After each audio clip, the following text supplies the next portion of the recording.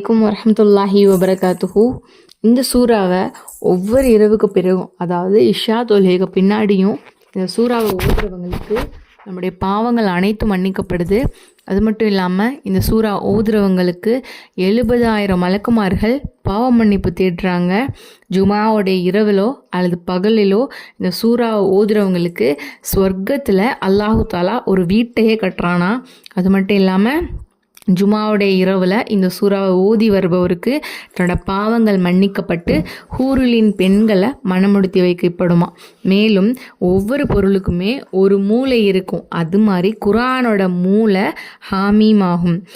அதாவது எந்த சூறா ஹாமீம்னு ஆரம்பிக்குதோ அந்தந்த சூறா, இந்த சூறாவும் ஹாமீம் தான் ஆரம்பிக்கும். அதுதான் சூரா துஹான்.